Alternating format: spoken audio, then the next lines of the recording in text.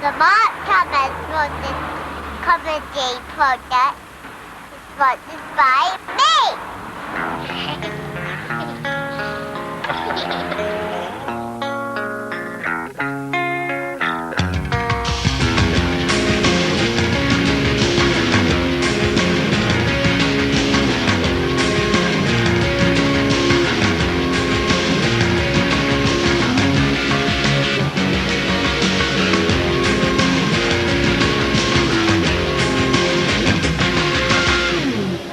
Here we are for the last show. This is the last one in the series, so we decided to go out big style. We've taken the money for the last show and we're going to put it on one race. We're going to put it on one horse here at Doncaster. 8.5 grand, it's going to go on the nose. If we win, we've got a fantastic show. If we lose, we're doing it from Andy's living room. We haven't discussed this before. I know, but entirely sure. You're doing it from your living room by the look of it.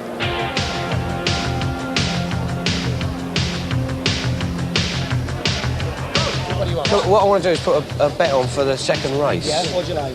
What I want, I want odds. I don't want an SP. No. I want odds, and I think what we want is I want to put 8.5 grand on.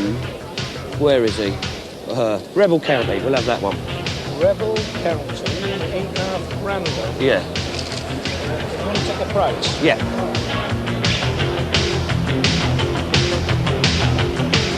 So if I give you 2 grand, 14-1. Yeah, that's a bet. Right, lovely. Can we do that then? Yeah, no problem. Excellent. Excellent. Here we go. That's what we're here for. Lovely. 1, 2. If we take 2 grand, then we go and spend the other 6.5.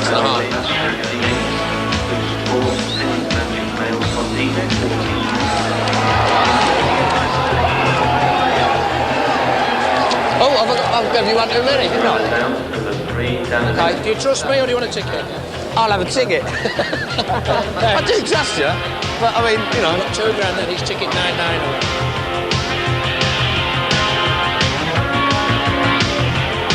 And he'll definitely take it, will he? Oh, excellent.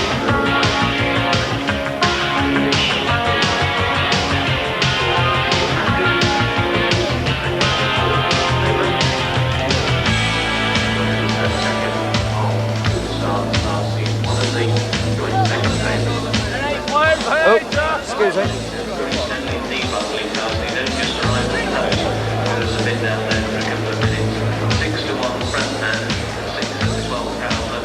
Hiya. Hi. My name's Mark from Channel 4.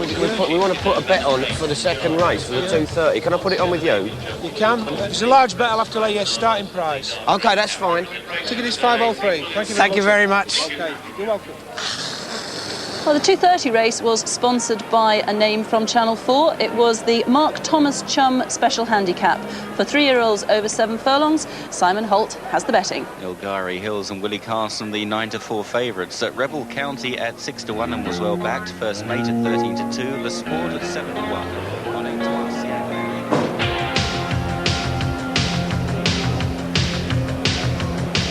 And also with it is First Mate, and on the outside Soul Touch, and it's First Mate that goes on.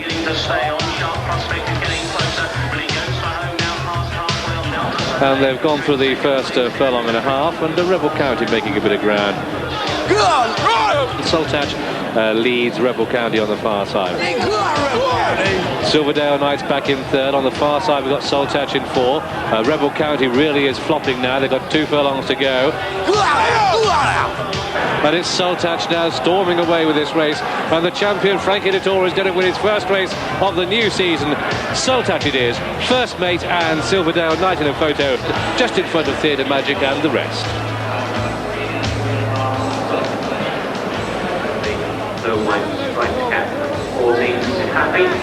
I'd just like to thank Michael Grade at Channel 4 for allowing me to waste 10 grand of his money. Michael, thank you very much. After the trophy will be presented to the winning owner and the winner's trophy by Mr. Mark Thomas. Lovely. Oh, that was me. It is truly exhilarating putting £10,000 of someone else's money on a race and just watching it go straight down the toilet. It is just fantastic. It's like a drug, and it's just kind of, you just feel fantastic. Which is why I'm actually certain this is why the Queen looks really good at races, because she's just walking around. And she's a taxpayer. Banks are the big ones for gambling as well, because banks are like you know, you've got the stock exchange and you've got all the kind of like the bits that go up and down, you've got the futures, you've got all the investment things, and basically it's a risk, it's a gamble. That's what it is. We go in there and we give the man money and they say, thank you very much, you've invested wisely. They shut the door and go, spin the wheel! Lucky 7! Here I come! Hello, I just found out about the chairman. Yeah. What I need to know is roughly what's his height. Oh, no. It's only rough. I mean, you know, it doesn't have to be exact, but I mean, roughly. About 5'3". So he's not a huge man? No. Right, and what's his build? Is he big? Is he muscular? No, he's not weedy either. He's sort of in between. Is he sort Stocky? Stocky, but not gone to flab? No. What's his reach of his arm, roughly? Oh, no. Has he got long arms? Has he got big hands? No, I wouldn't think so. No. I mean, is he fast when he's moving? I mean, when he's jabbing? Do you know, what does he work out a lot? Not as far as I know. He doesn't work out? Does he do no road work? Not so. I mean, what do you need to? Has he got a glass jaw? Right. I mean, is he southpaw? Does he lead with the right? But what's his footwork but why like? do you want to know these questions? Because I'm fighting him. Does he fight dirty? Is he fair? Is he Queensberry rules? I'm sorry, I'm not really willing to answer any more questions like this. Has he had any injuries recently? I'm sorry, I'm going to have to put the phone down on you in a minute if you keep why, asking though? these sort of questions. Why? I don't see any point in answering these questions, really. And are you really from Channel 4? Yeah, it's fight night. I'm sorry, I'm going to put the phone down on you because I don't see any point in carrying on this conversation Please, anymore. please. Just bear with... Anyway, basically we're fucked. That was what I was trying to get round to saying, that the British economy is completely fucked, and that's the technical term for it. We are fucked completely. And this is the great thing that Heseltine came up with, was to solve the problem. What he said, what we're going to do is to solve the British economy. And I just want the folks back home just to get a bit of social realism. So what Heseltine said, in the gritty north as we were, in Streatham, as the train rumbled past as we were doing comedy, yes. What Heseltine said basically was the way to improve the economy was to get small firms to pay their bills late. And you just sort of, no, that's not really a plan, is it? That's not really an economic theory. You know, you can't run that one up past Marx and Engels and they go, yep, that's a theory. You know, you can't do it. The next G7 summit, there's Michael Heseltine, John Major, legging it out the back of the Holiday Inn. Run, fuck it, grab some sachets and go.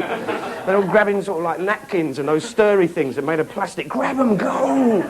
They also had a thing whereby they were going to get big firms to pay their bills on time. They said, what we're going to do is we won't bring in legislation. What we'll do is we'll embarrass them. And you just think, how are you going to embarrass the head of ICI into paying his bill? Your knob's hanging out. Gotcha! Have you paid your bills? No, I haven't. Here's a picture of you at the office party. You know, you can't embarrass these people because essentially they have no sense of shame. Now, said he in Andy's living room, having spent 10 grand. I'm about to go and see Mr. Cedric Brown, chair of British Gas. He's in there. We're giving him a £100 cheque. It's a little sort of, you know, he's retiring. It's a little present for him. The only stipulation, he has got to come down and collect it himself. Can you not just tell him it's £100? I will tell him. And if he comes down, I'll give it to him, and he can have £100.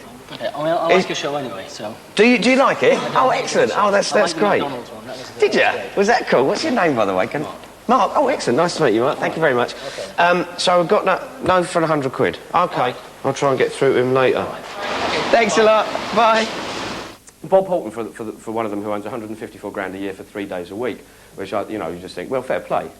154 grand, 3 days a week, top. If I got that, I'd want 2 days off just to run around the flat going, I don't fucking believe it, I don't fucking believe it. Play packet, and that, that's what he does. And they also have the great one of, we get paid a lot of money because we take a lot of risks. And you think, well, what risks do you take if you're in charge of British Gas? What's the biggest risk you take? So Sandra will come through a minute, I appear to have stapled my knob to the redundancy form. We've upped the money, mate. It's £1 grand. It's £1 grand. No. Mr. Brown's office is aware of your presence. But have you spoken to him about this, though? Come on. I'm just going, but have you asked him about the grand? Because it is £1 grand. Can you just ask him about... Well, you don't want £1 grand. The other thing that comes up loads of times when you get people talking about the amount of money that people get, the fat cats, is you often get this, well, that's just the politics of envy. That's what it is, the politics of envy. And you think, well, what that does is that statement puts the guilt on the people who don't have anything. And you think, you can't do that. You can't walk past a homeless person and go, oh, just because everyone else has got a house. Want. It's just take. When are you people